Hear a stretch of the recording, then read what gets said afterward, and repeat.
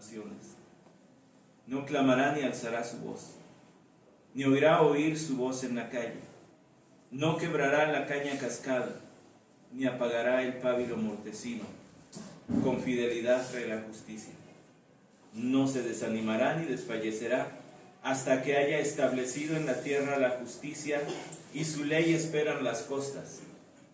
Así dice Dios el Señor, que crea los cielos y los extiende, que afirma la tierra y lo que de ella brota, que da aliento al pueblo que hay en ella y espíritu a los que por ella andan.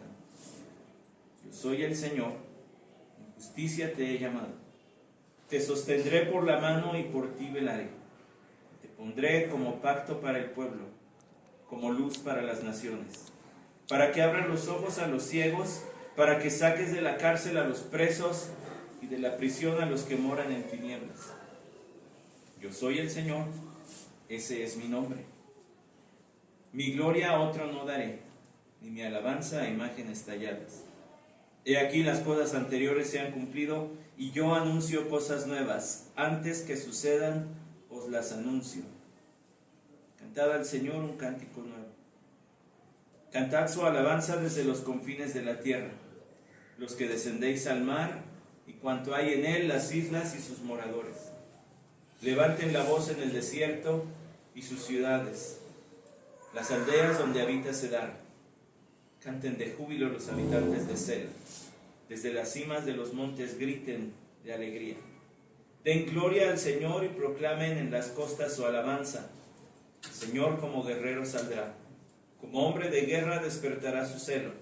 Gritará, sí, lanzará un grito de guerra contra sus enemigos.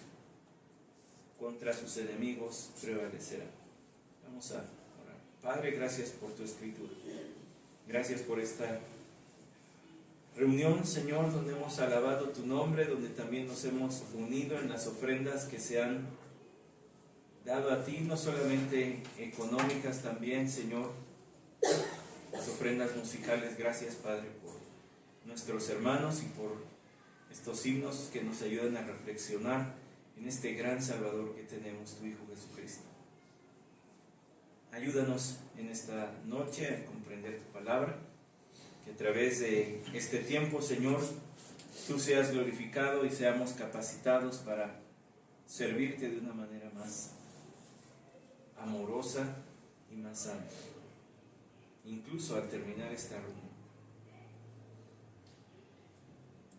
Gracias por Raquel, gracias por Esme, gracias por permitirnos venir los tres con nuestra familia, tu iglesia Renovación. Amén. Tomen su lugar. Es una reunión de Navidad, festejo de Navidad de la Iglesia Cristiana Renovación. Nos caracterizan los buenos festejos, y los buenos festejos no solamente en el convivio, ¿verdad?, y la buena comida, también los buenos cultos y la alabanza, y es de verdad, hermanos, un gusto estar con ustedes nuevamente. Es un poco raro, les decía yo, estar al frente porque hoy el acomodo es hasta muy raro.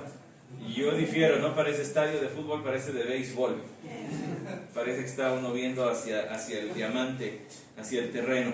Tiene allí abierta la profecía de Isaías en el capítulo 42 y le voy a pedir que allí se mantenga, porque lo que nosotros vamos a ver es un texto, el primero de 5 cantos, así se les llama, ¿verdad?, las 5 composiciones alrededor de la persona del Mesías, que aquí es llamado el siervo del Señor. El más famoso de estos cantos es Isaías capítulo 53, mas él molido fue por nuestras iniquidades, el castigo de nuestra paz cayó sobre él. Ese es muy conocido, pero este es otro de esos cantos, es el primero. Isaías, como se estuvo exponiendo en semanas anteriores, fue un profeta que su ministerio duró alrededor del año 739 al 681 antes de nuestro Señor Jesucristo. Fue un profeta muy prolífico. Es el más grande de todos los profetas en cuanto a la extensión del escrito que tenemos de él. Ahora, yo sé que usted tiene ese referente, ese contexto que se estuvo mencionando en semanas pasadas, más o menos fresco, pero solamente para traer a su memoria algo que nos es útil para entender este texto. La profecía de Isaías se podría dividir en dos partes, sencillo, del capítulo 1 al 39, donde se habla de manera muy clara acerca del gobierno de Dios y de su santidad, y de por qué tendría que venir el castigo sobre el pueblo de Judá. Pero a partir del capítulo 40 y hasta el final se habla de la gracia que restituiría al pueblo de regreso en la tierra, de donde serían violentamente arrancados. Así que nosotros estamos en el 42, ya en esa segunda parte. Pero solamente para que no se me pierda mucho, vaya al capítulo 40, el versículo 1. Porque allí arranca el mensaje de consolación hacia el pueblo de Judá. Consolad, consolad a mi pueblo, dice vuestro Dios. Hablad al corazón de Jerusalén y decid a voces que su lucha ha terminado, que su iniquidad ha sido quitada, que ha recibido de la mano del Señor el doble por todos sus pecados. Entonces note bien esto, porque se está hablando ya, se está anunciando ya no el periodo de castigo, sino el de restauración, el de regreso a la tierra. Por eso dice, consuelen a mi pueblo. Ahora, algo que hay muy bonito de Isaías, y tiene mucho que ver con esta época de la Navidad y de la resurrección, es que Isaías habla muy ampliamente del Mesías, de nuestro Señor Jesucristo. Habla de Él en sus sufrimientos, habla de Él también en su encarnación y vida en la tierra, pero también habla de su reino futuro, el que todavía no ha acontecido, el que tiene que venir a poner en esta tierra. Sí, va a regresar. ¿Y sabe quién tomó mucha del material de Isaías como base para escribir su obra, pues quizás su obra cumbre? Händel, el músico. Y si usted escucha el Mesías de Händel, va a encontrar, por ejemplo, el capítulo 40, versículos 1 y 2, musicalizado. Y muchos otros textos de Isaías también están musicalizados en esa obra. Y es muy popular escuchar eso en época de Navidad, así que por allí lo puede buscar fácil en internet y encontrarlo. Bueno, yo le decía que estamos en la segunda parte de la profecía de Isaías, de todo este libro. En los primeros capítulos, el énfasis está más bien en Dios. El capítulo 40 al 48, del 49 al 57, en el Mesías, pero del 58 al 66, que es el final, regresa el Señor reinante y se habla del reino mesiánico y se describe cómo será la tierra cuando Cristo venga a reinar en ella y cómo gobernará sobre la tierra como un rey total de todo el universo, como bien se dijo en semanas anteriores. Bueno, pues siendo esto así, yo quiero llamar su atención esta noche porque, aunque es un festejo de Navidad, la Navidad no es nada más los adornos y eso es bonito porque nos recuerdan que ya es la época de Navidad. Estaba sentado con mi hija frente al arbolito de Navidad y le estaba explicando por qué adornamos y por qué hay lucecitas en el árbol, porque la luz del mundo vino a este mundo. Pero en Navidad se trata de una persona, es Cristo Jesús. Un Salvador basta. La Navidad nos recuerda que un Salvador basta. No necesita haber otro sacrificio. No necesita haber otro enviado de Dios. Un Salvador basta. Y vea cómo lo describió el propio Dios. Quiere entender el significado de la encarnación, las implicaciones de la encarnación. Este texto de esta noche, Isaías 42, nos habla de eso, porque son palabras de Dios Padre que dice en versículo 42, a través de su siervo Isaías: he aquí mi siervo. Esa frasecita, he aquí, dos palabras en el español, una sola en el hebreo, quiere decir: vean, pongan la mirada, pongan atención, no pierdan de vista, no lo pasen por alto. Qué buen recordatorio. A mí me parece que podríamos hablar de solamente esa palabra esta noche, porque la Navidad está llena de distracciones, ¿no creen? Hay mucho tráfico, hay mucha gente en todos lados, y como generalmente, ¿verdad?, algunos reciben un poquito más de dinero en estas fechas, pues hasta los restaurantes hay que hacer fila. Hay muchas distracciones, pero no quite los ojos de Jesús. Aquí está hablando Dios Padre y dice, he aquí. Esa frasecita lo que quiere decir, no está presentando, no está hablando del estar de una persona. Está diciendo, pongan sus ojos, su atención, manténganla en mi siervo. Ahora, esa frase, mi siervo, en el libro de Isaías se puede referir a varias personas. Se refiere, por ejemplo, es una manera de personificar a todo el pueblo de Israel. Y todo el pueblo de Israel se encuentra mencionado como el siervo del Señor en Isaías 41:8, que está ahí al ladito. Si tiene Biblia impresa, espero que sí, la tiene en la página anterior. Si tiene Biblia digital, pues lo tiene como 3 pasones de dedo hacia arriba. Isaías 41:8 dice, pero tú, Israel, siervo mío, Jacob, a quien he escogido, descendiente de Abraham, mi amigo, tú a quien tomé de los confines de la tierra y desde sus lugares más remotos te llamé y te dije, mi siervo eres tú, yo te he escogido y no te he rechazado. O sea que esa frase puede referirse a el propio Isaías. En otros lugares se refiere a un rey importante, al rey Ciro. ¿Sabe quién fue el rey Ciro? Vaya al capítulo 40,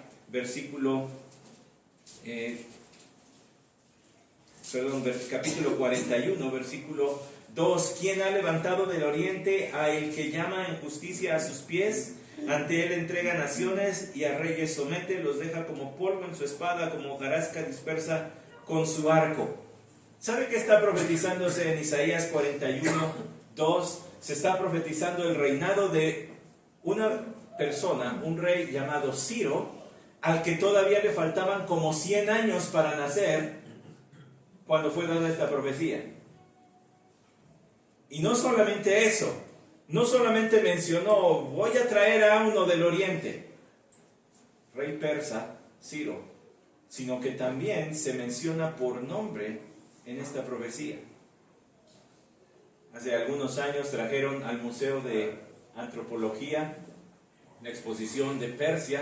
Si usted no tuvo la oportunidad de ir, ojalá un día la traigan porque fue fabuloso. Entre los artefactos que traían venía un cilindro de barro tallado. Y en ese cilindro, según la traducción, ¿verdad?, la explicación que ponen en los museos, decía, este cilindro contiene el edicto de Ciro, rey persa, dejando regresar a los judíos a su tierra. De lo que profetizó Isaías. De eso estaba hablando.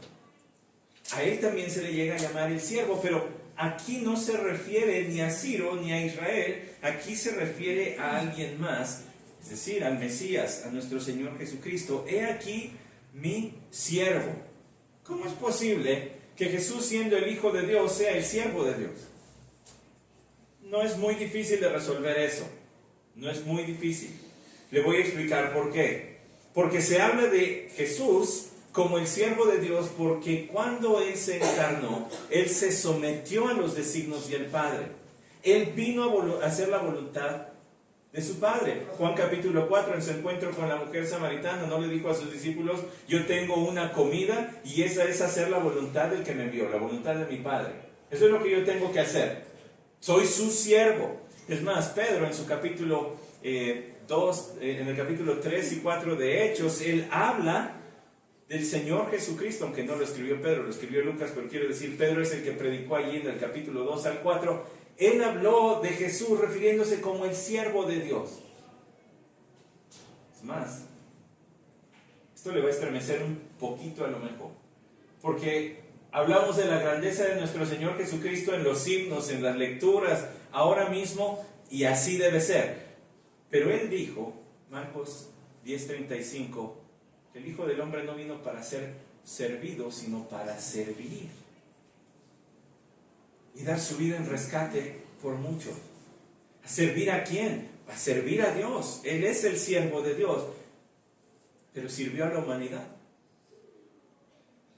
Les dio alimento cuando tenían necesidad, sanó sus enfermedades, los consoló.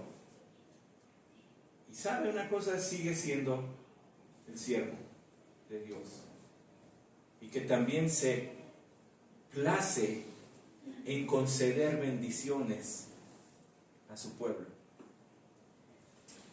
he aquí mi siervo, a quien yo sostengo, a quien yo mantengo firme. Fíjese, porque aquí en estas frases hay unos conjuntos interesantes. Dice, mi siervo a quien yo sostengo. Es decir, va a ser mi voluntad porque yo lo sostengo. Y eso está afirmado en los versículos siguientes también. Pero dice, mi escogido en quien mi alma se complace. Entonces ahora vea, escogido con complacencia.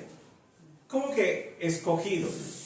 Sí, Dios no decidió mandar un ángel, aunque tiene muchísimos, de los cuales pudo haber seleccionado a alguno y enviarlo a morir, si Él así lo hubiera designado. No lo hizo así. Él escogió a Jesús.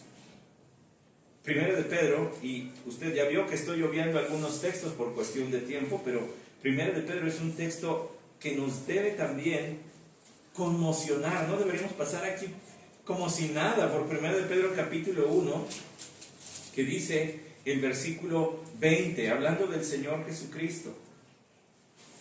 Porque Él estaba preparado desde antes de la fundación del mundo, pero se ha manifestado en estos últimos tiempos por amor de vosotros, porque por medio de Él sois creyentes en Dios, que le resucitó de entre los muertos y le dio gloria, de manera que vuestra fe y esperanza sean en Dios.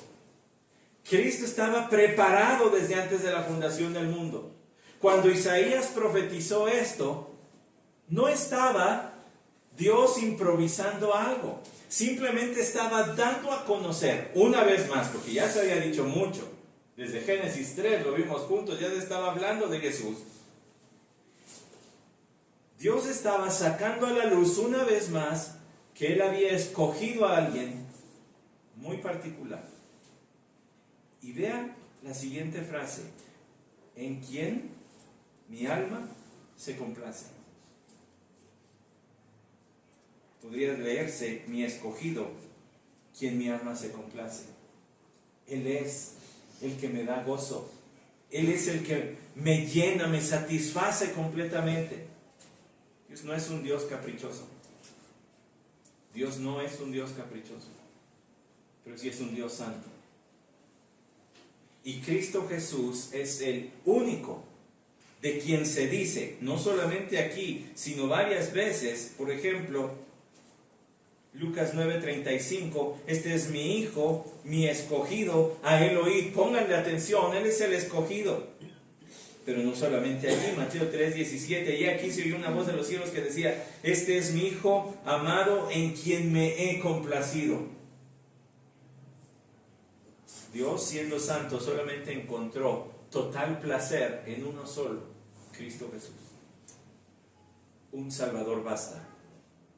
Un Salvador basta porque con su carácter complace perfectamente a Dios. Él es escogido y además Él es, dice aquí, Él es el que complace al Señor, Él es el siervo quien hace su voluntad. Versículo 1, segunda parte, dice, he puesto mi espíritu sobre Él, Él traerá justicia a las naciones. Esta siguiente frasecita de ese versículo 1, he puesto mi espíritu sobre Él. Nos parece, pues sí, recordamos el bautismo del Señor, pero vean lo que quiere decir. Le he dado todo lo que necesita para cumplir su misión. En carácter y en poder tiene todo lo que necesita. ¿No dicen los evangelios una y otra vez que nuestro Señor Jesús fue guiado por el Espíritu del Señor? Vea lo que dice Mateo 3:16. Después de ser bautizado, Jesús salió del agua. Inmediatamente, y aquí los cielos se abrieron, y él vio el Espíritu de Dios que descendía como una paloma y venía sobre él. Una forma de dejarle a todos claros que sobre él reposaba el Espíritu de Dios. Usted y yo decimos, bueno, somos templo del Espíritu Santo, sí, pero no era así en el Antiguo Testamento. El Espíritu de Dios venía sobre aquellos siervos de Dios para capacitarles a hacer la obra que Él les había pedido y nada más. El ejemplo más claro de todo eso es Sansón. Pero en Jesús reposó el Espíritu de Dios. Ahora, otra cosita al respecto.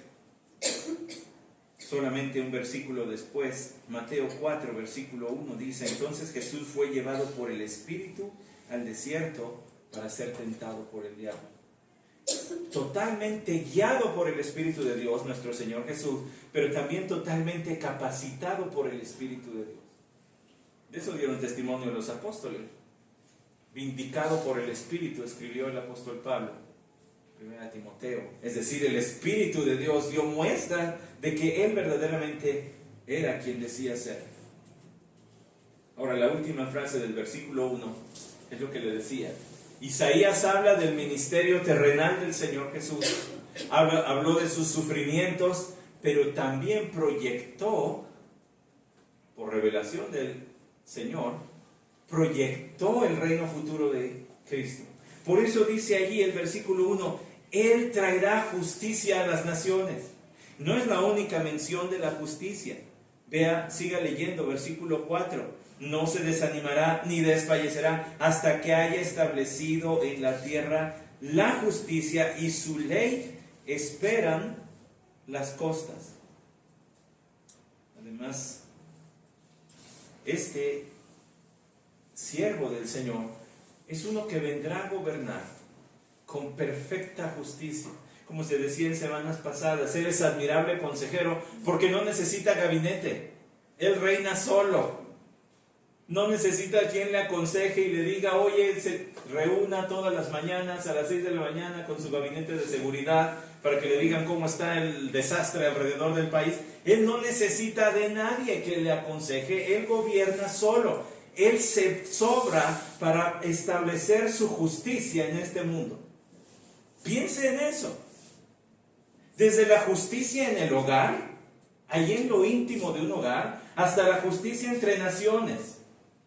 Nadie le tiene que venir a decir, nadie le tiene que venir a contar, nadie le tiene que presentar su queja. Él lo sabe todo y pone las cosas en paz y en orden.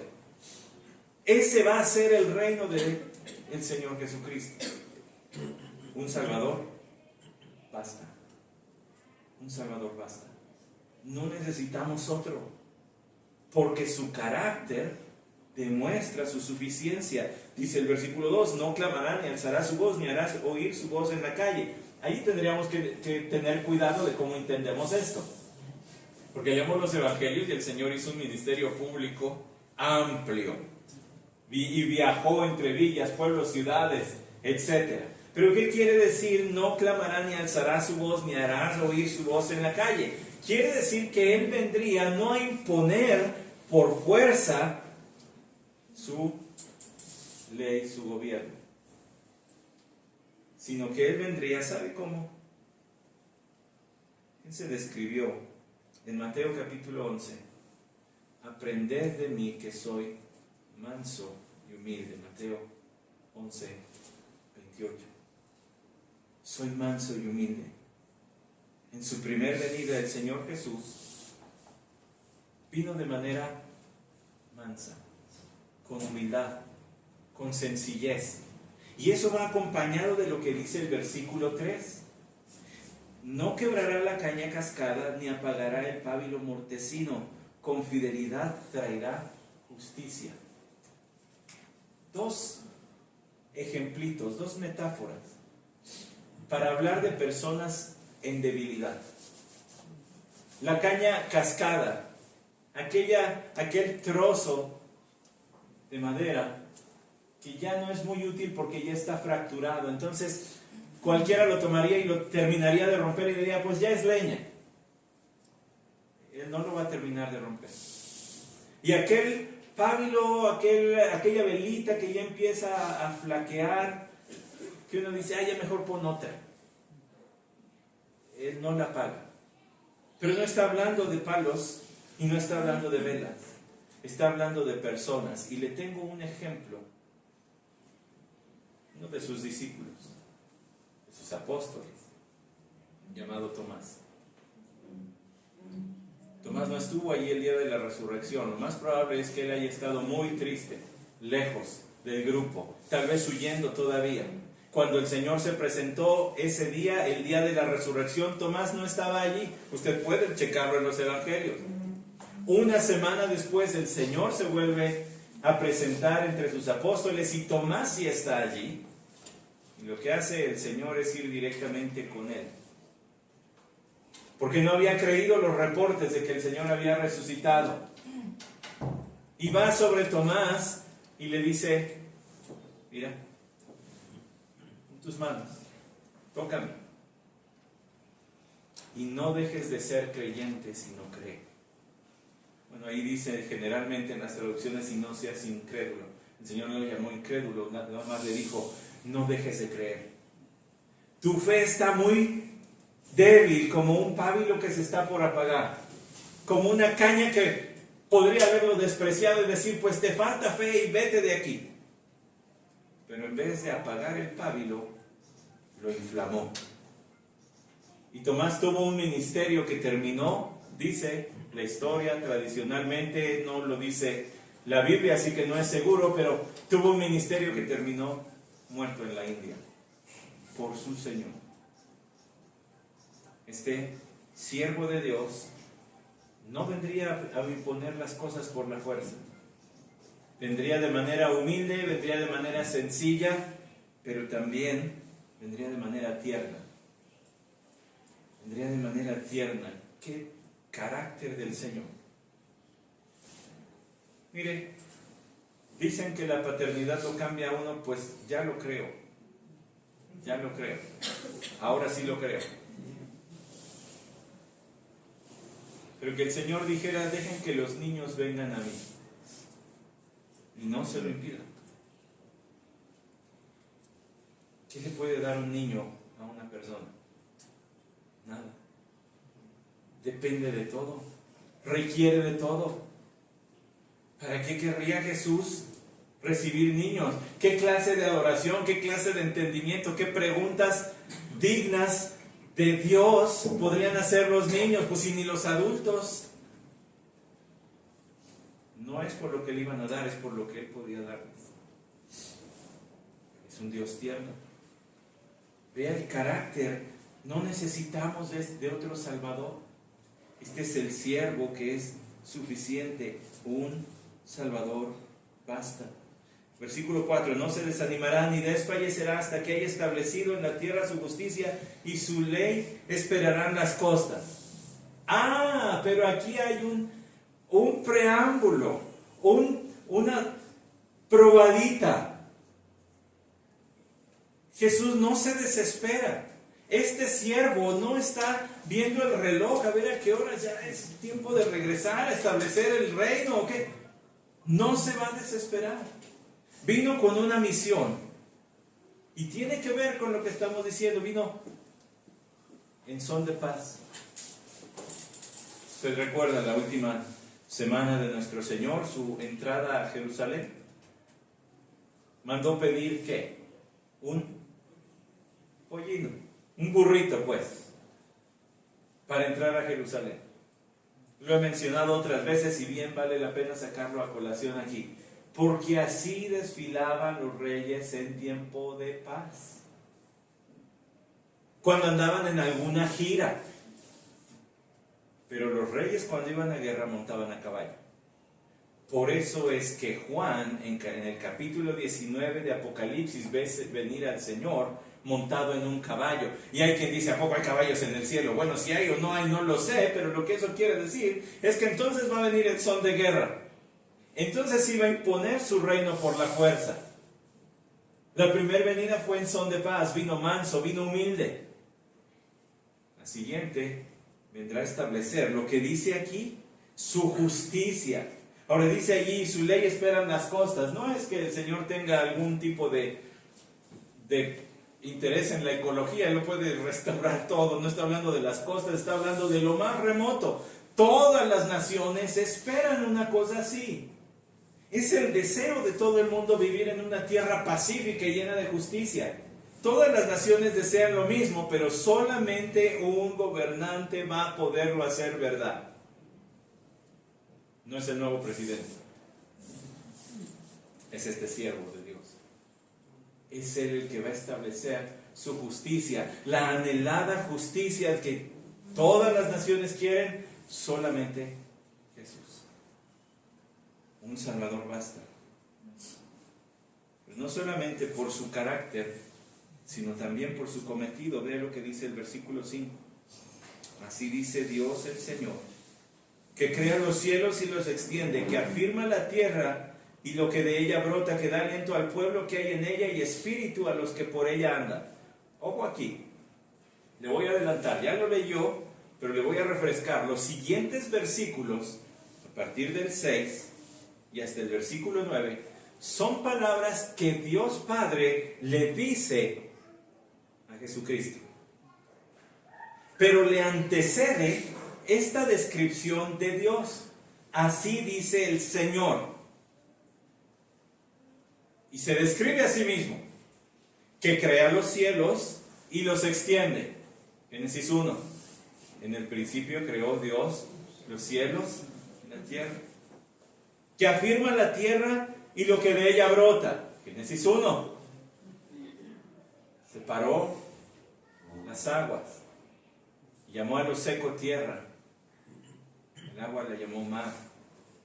Y que además hizo brotar, dice Génesis 1, toda la naturaleza. Que da aliento al pueblo que hay en ella y espíritu a los que por ella andan. ¿Qué frases estas dos? Estas van juntitas. Que da aliento a la gente que hay en ella.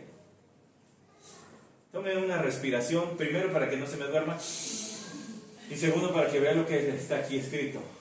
¿Sabe quién le da ese aliento? Dios. ¿Sabe quién le mantiene la vida? Dios.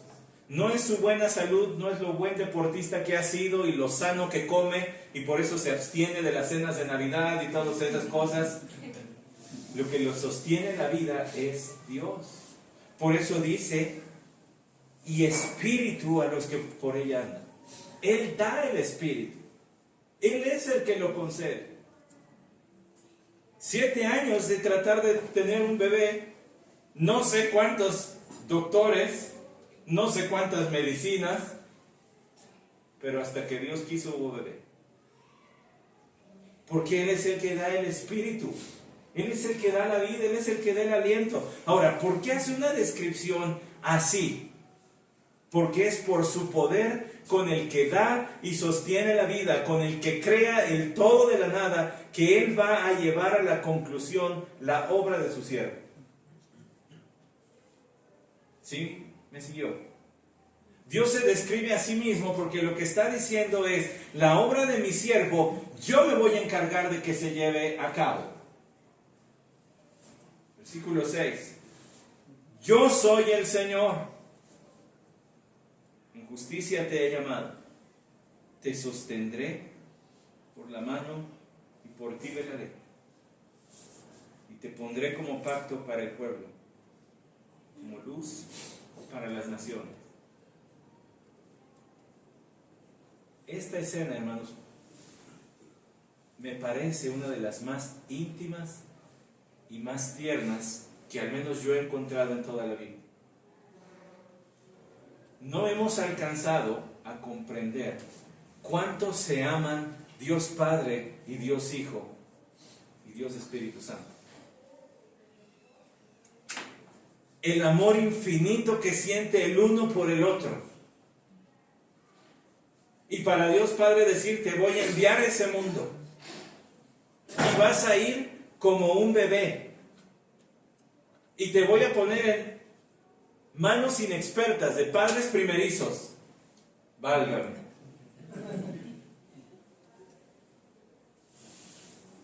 Y vas a crecer. Y vas a ser rechazado. El viejo Simeón le dijo a María, una espada va a traspasar tu alma. El dolor que vas a sentir de ver a tu hijo desfigurado, colgado en una cruz.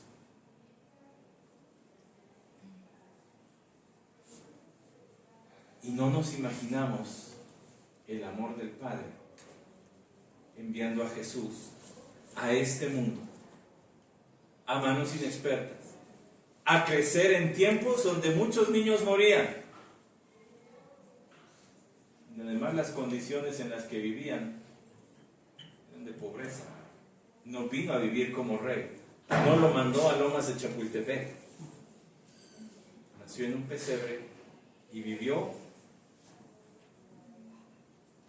del sueldo de un carpintero.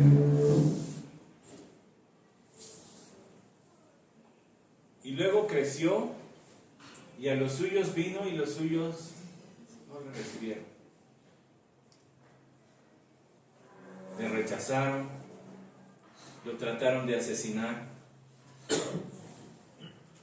lo insultaron llamándole hijo de pecado.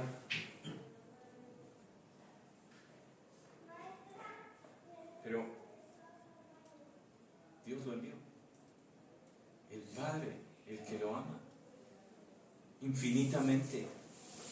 Vea las palabras otra vez con todo eso, porque esto arroja luz al tiempo de ministerio y de vida del Señor, no solamente en su encarnación en Navidad, sino el resto de su vida en esta tierra. En justicia te he llamado. Esto es lo correcto. Yo determino qué es lo correcto y yo te escogí a ti para enviarte. Pero además, te sostendré por la mano y por ti velaré.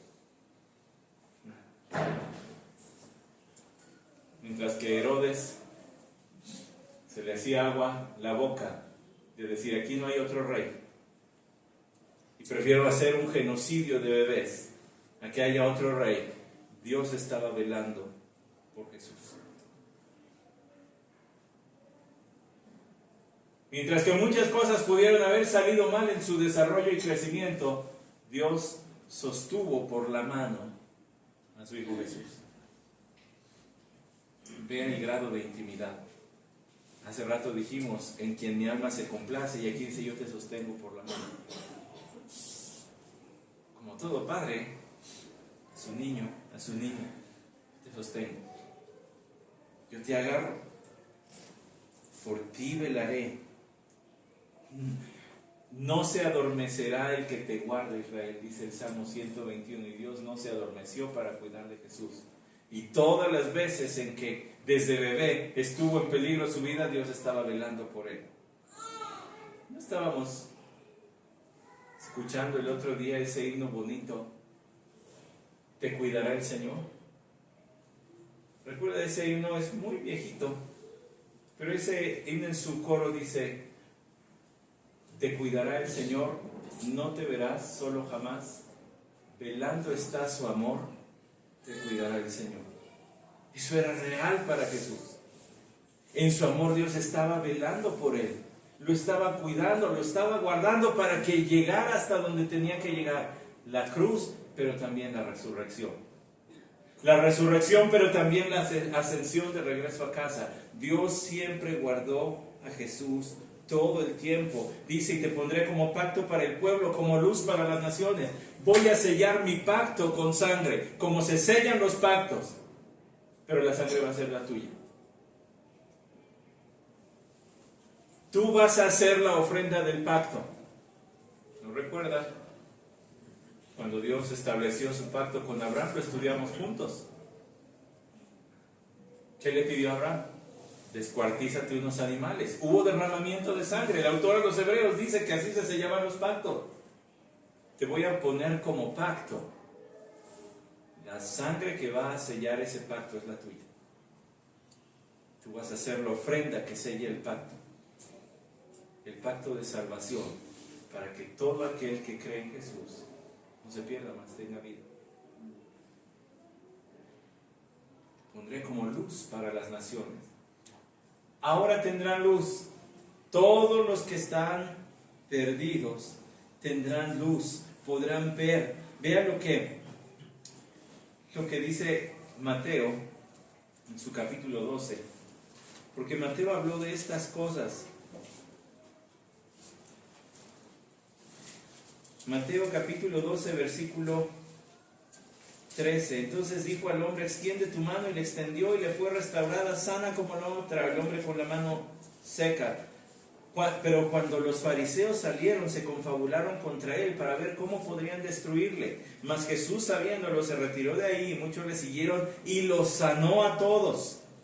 y les advirtió que no revelaran quién era él, para que se cumpliera lo que fue dicho por medio del profeta Isaías cuando dijo: mirad mi siervo a quien he escogido, mi amado en quien se agrada mi alma, sobre él pondré mi espíritu y a las naciones proclamará justicia. No contenderá ni gritará, ni habrá quien en las calles oiga su voz. No quebrará la caña cascada, ni apagará la mecha que humea, hasta que lleve a la victoria la justicia, y en su nombre pondrán las naciones su esperanza. ¿A la luz de qué mencionó Mateo los versículos de Isaías que nosotros estamos considerando? De sanidades físicas, de milagros. Entonces, tomando esa referencia, aquí en Isaías 42, cuando habla de que sanes a los ciegos, les abran los ojos a los ciegos, debe estar hablando del poder del Señor Jesús para realizar milagros. Milagros que autentificaban su deidad. Es decir, cada que el Señor Jesús hacía un milagro estaba mostrando, era una proclamación, era un grito: ven que soy Dios. Nadie puede hacer esto. Darle vista a los ciegos, nadie puede hacer esto. Restaurar una mano totalmente paralizada, nadie puede hacer esto. Darle extremidades, darle pies al cojo, darle mano al manco, nadie puede hacer eso. Es más, nadie puede regresarle la vida a un muerto, y Jesús lo hizo. Y además resucitó, tomó su propia vida. Todo eso grita: Él es el Hijo de Dios, Él es el Mesías, Él es Dios, Él es el siervo que está hablando Isaías. Ahora le refresco un poco el contexto de Isaías. El pueblo de Israel iba a sufrir la disciplina de Dios. Iban a ser llevados cautivos. A partir del capítulo 40 es donde Isaías ahora dice: consuelen a mi pueblo, díganle que la disciplina no va a ser para siempre. Pero ellos esperaban solamente la consolación de saber que la disciplina iba a pasar, que el castigo iba a ser llevadero por algún tiempo, temporal pues. Pero Dios les prometió mucho más. Dios les prometió un Mesías que traería justicia. Un Mesías que sería manso y humilde y tierno. Un Mesías que además sería poderoso. Les estaba prometiendo mucho más de lo que ellos siquiera se imaginaban. Ellos estaban rodeados pensando: nos van a arrasar, nos van a aniquilar, a ver cómo le hacemos para sobrevivir. Y ya nos dijo el Señor que a muchos se los van a llevar cautivos. Pues además de prometerles el regreso a su tierra, les está prometiendo un Salvador. ¿No necesitan otro? ¿No necesitan otro?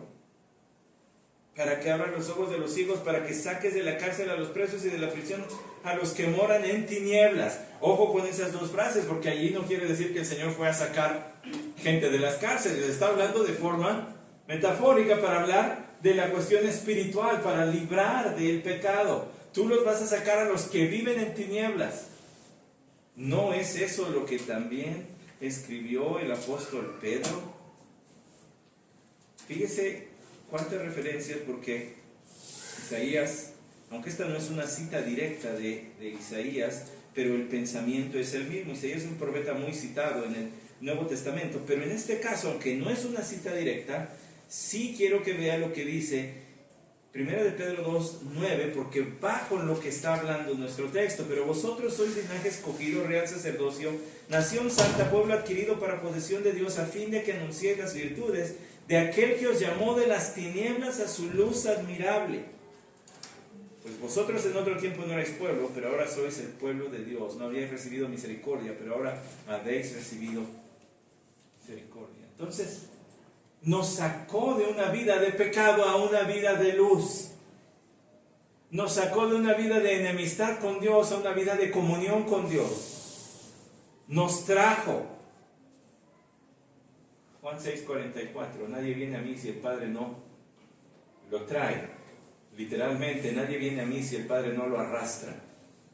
Dios tiene que traerte. Él pone en ti el deseo de conocer a este Salvador hasta que lo cristaliza. Versículo 8, fíjense cómo sella.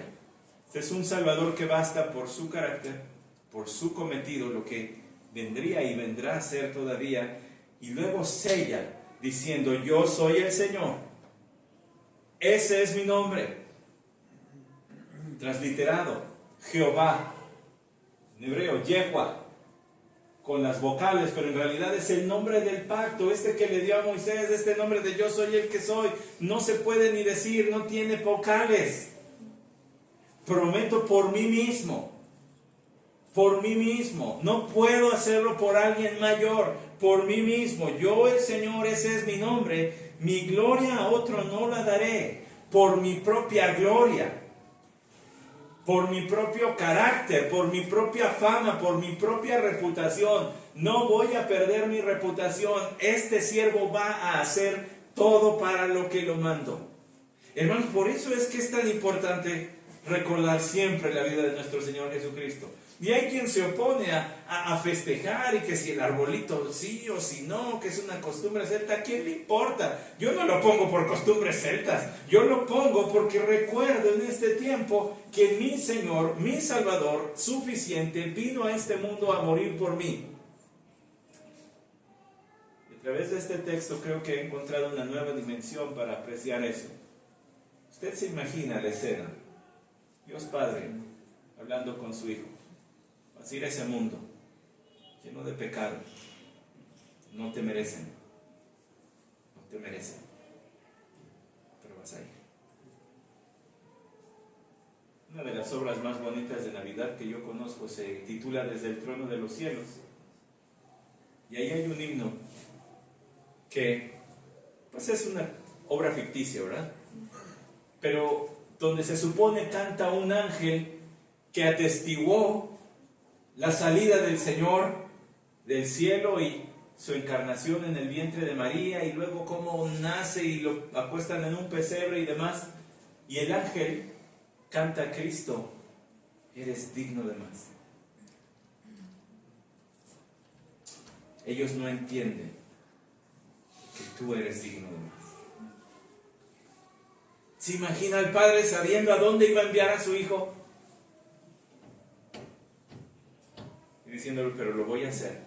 Mi poder, por eso dice el versículo 5, el que crea los cielos, el que sostiene la vida. Y luego dice: mi gloria, por mi poder y mi gloria, lo voy a llevar a cabo.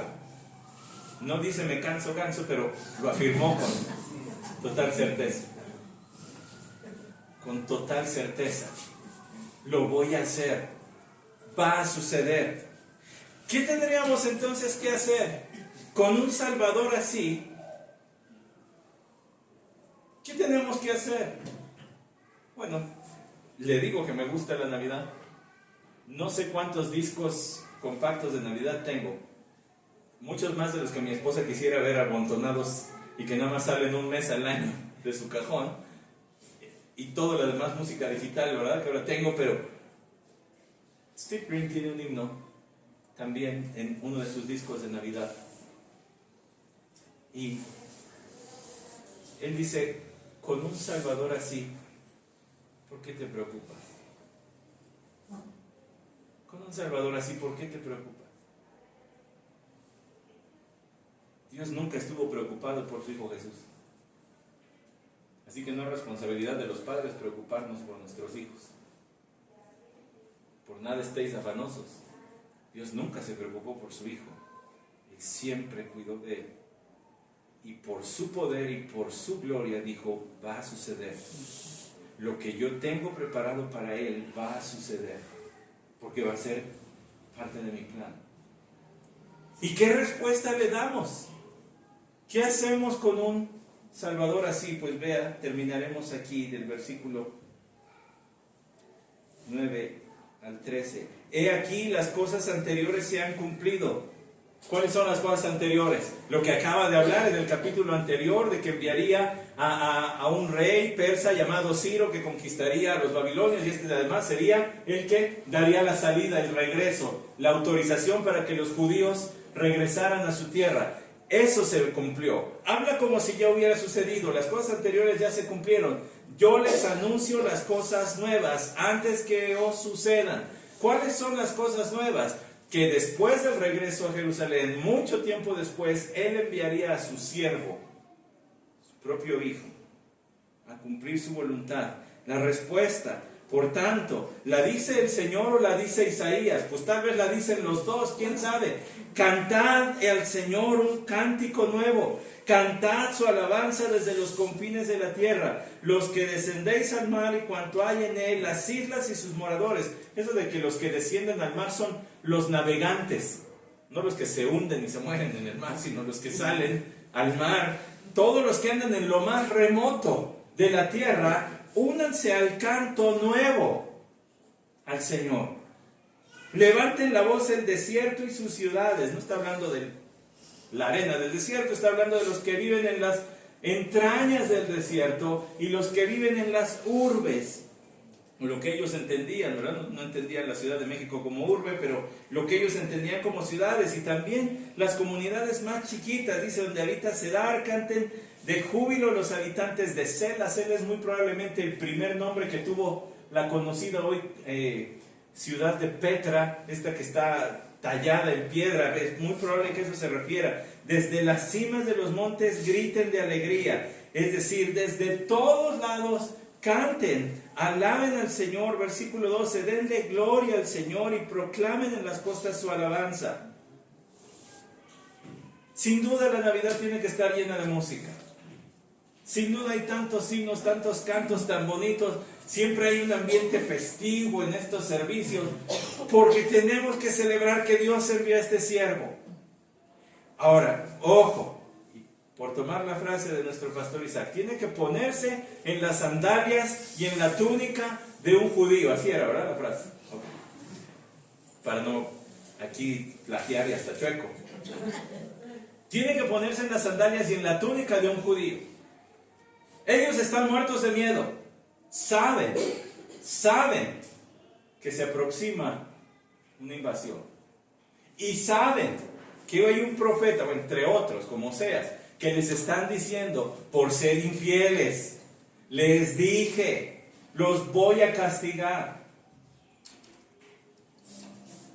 Pero la noticia de este siervo debe disipar el miedo y debe opacar la circunstancia, que a pesar de lo que estaban viviendo, ellos debían de cantar de alegría a Dios por este siervo, porque Él basta, porque un Salvador basta. Hay un canto muy bonito que yo generalmente no lo puedo escuchar completo sin llorar. Soy muy chillón, ya lo sé, pero es que está muy bonito también. Se llama Jesucristo basta. Búsquelo en internet.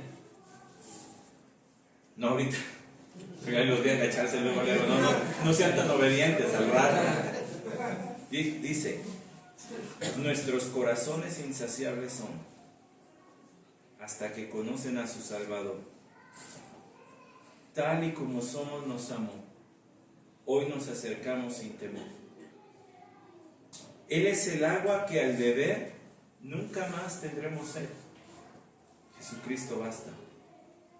Mi castigo recibió y su herencia me entregó. Jesucristo basta. Usted y yo no somos judíos que estemos amedrentados por una invasión. Usted y yo no somos judíos a quienes Dios les esté diciendo, los voy a disciplinar y voy a traer otras naciones para que los arrasen. Pero tenemos el mismo Salvador. El Salvador que les fue ofrecido, que se presentó entre ellos, es al que usted y yo hemos estado adorando en esta reunión. Un Salvador basta para ellos y para nosotros, en sus circunstancias, pero en tus circunstancias también. Y no quiero decir, y no quiero hacer como ambiente trágico, yo no sé si hay alguna circunstancia difícil en alguien, o en todos, o en algunos. Tal vez en algunos sí conozco la situación difícil y prueba que puedan estar pasando. Pero también sé que Jesucristo basta. También sé que un Salvador basta. ¿Cómo disipa Él todo esto? Número 1, reconciliándote con Dios. Podemos tener muchos problemas, muchos. Yo nunca había sentido lo que es tener un hijo y luego a los 3 días verlo hospitalizado. Las cosas más feas no se las deseo a nadie.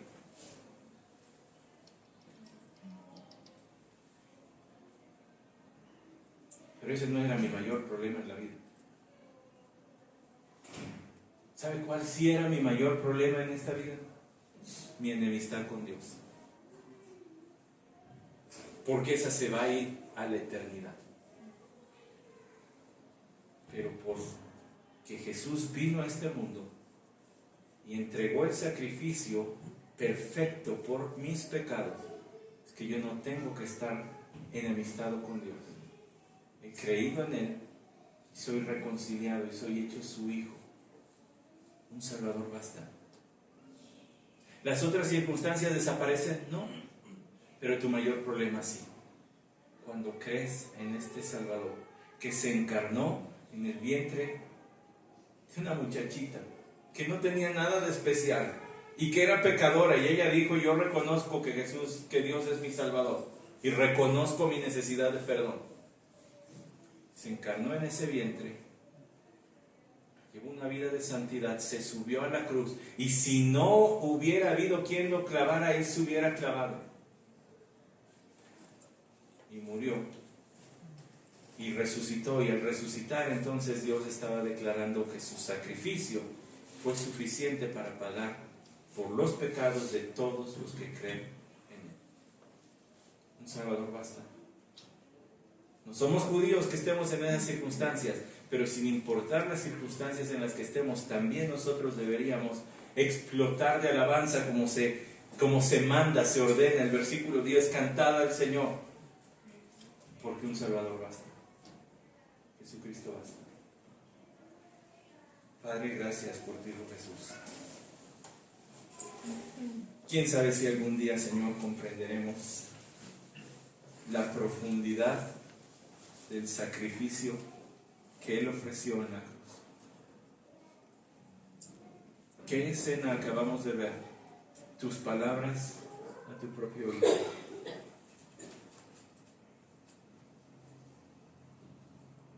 Conversación entre miembros de la Trinidad, y nosotros hemos entrado a esa intimidad.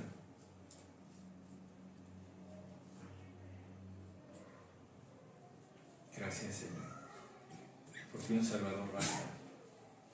Jesucristo nos es suficiente, porque Él nos ha reconciliado contigo, porque Él intercede por nosotros todos los días, porque Él está con nosotros, tu Espíritu Santo.